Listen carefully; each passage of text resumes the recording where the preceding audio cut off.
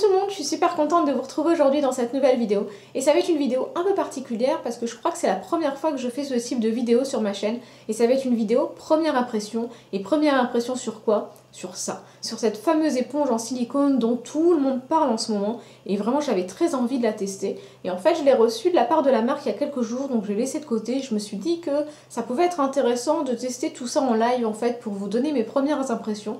Donc si vous voulez en savoir plus, je vous conseille de regarder la suite de la vidéo.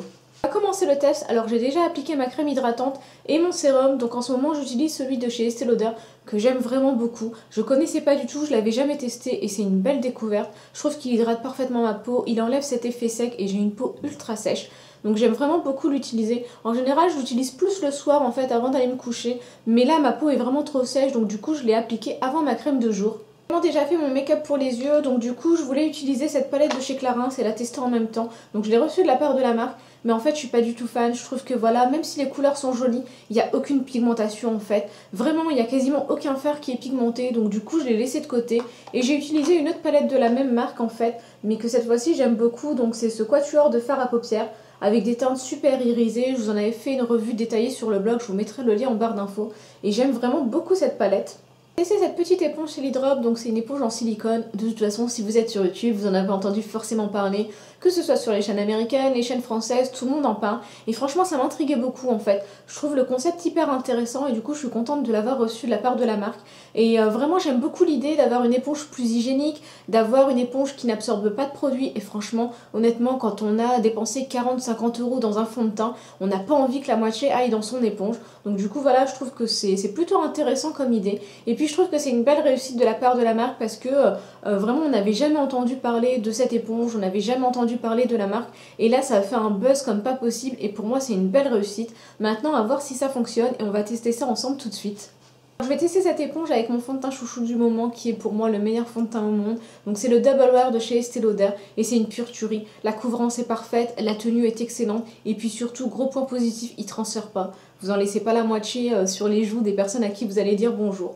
Donc du coup je vais y aller avec ce fond de teint là. Alors par contre je vais utiliser vraiment très peu de produits puisque comme cette éponge n'est pas censée absorber la matière, du coup voilà je vais y aller vraiment en mettant très peu de produits quitte à en rajouter progressivement. J'ai mis un petit peu de produit sur ma peau et là je vais venir étaler avec l'éponge. Alors normalement on est supposé tapoter et puis ensuite étirer la matière, donc du coup c'est ce que je vais faire. Alors déjà c'est assez bizarre au niveau de l'utilisation en fait. Déjà ça fait un petit bruit qui est assez particulier.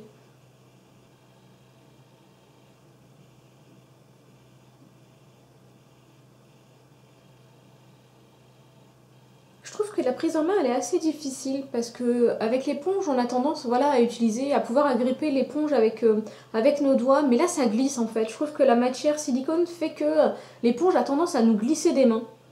Je vais être fan de cette éponge en fait. Je trouve que le rendu sur la peau il est pas terrible. À voir après quand je vais étirer un petit peu plus la matière. C'est clair que l'éponge n'absorbe absolument rien du tout. Vraiment en termes de produit, tout est sur ma peau. Mais par contre le problème c'est que c'est vraiment sur ma peau en fait et ça reste en surface. Enfin, en tout cas c'est l'impression que j'ai en utilisant l'éponge et en regardant dans le miroir. J'ai l'impression qu'on voit vraiment la matière en surface mais que ça pénètre pas en fait et que ça n'avait pas un rendu hyper lisse, hyper propre, hyper net. Rajouter un petit peu.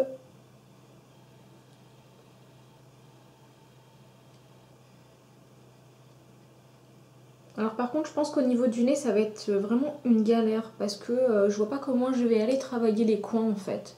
Je vais essayer de plier l'éponge pour travailler mieux les contours et voir ce que ça donne. Par contre du coup en pliant l'éponge j'ai encore plus l'impression qu'elle me glisse des mains, c'est horrible.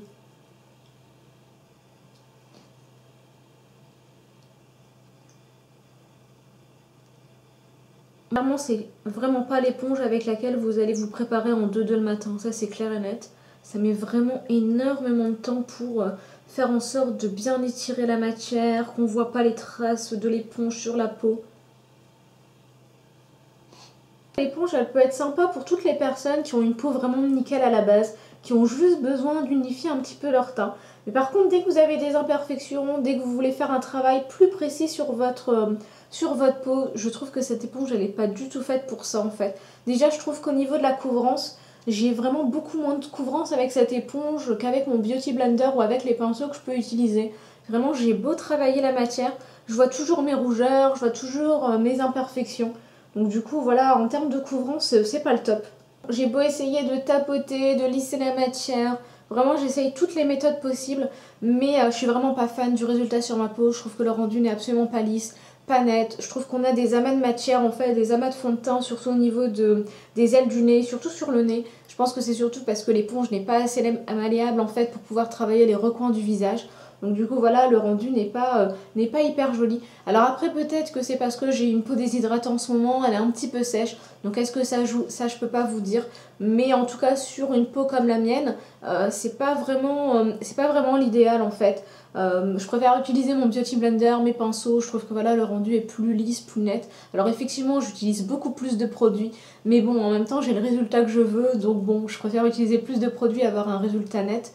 Parce que là pour le coup, voilà, je suis vraiment pas fan du rendu, je trouve que voilà, le rendu n'est pas joli du tout. Je vais aller jusqu'au bout du test et essayer de voir ce que ça donne avec d'autres produits et je vais essayer d'appliquer mon anti-cerne avec l'éponge, on verra bien ce que ça donne.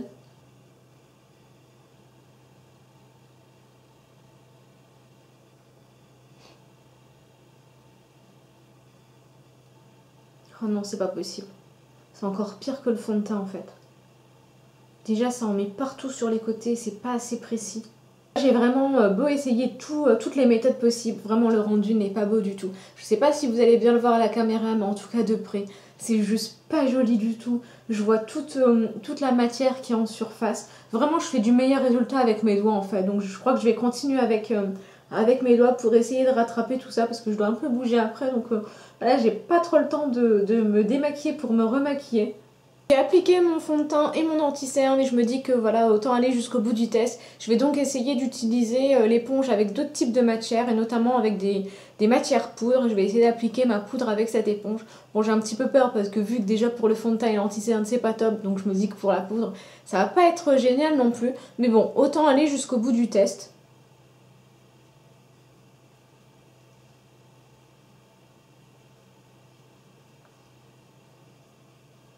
Je pense que c'est un peu comme les matières liquides en fait, le résultat n'est pas joli. J'ai vraiment l'impression d'avoir une couche sur une autre couche sur une autre couche de produit. Du coup c'est pas beau du tout. Je pense que je vais m'arrêter là pour le test parce que bon j'ai beau essayer, il n'y a rien qui fait en tout cas sur ma peau.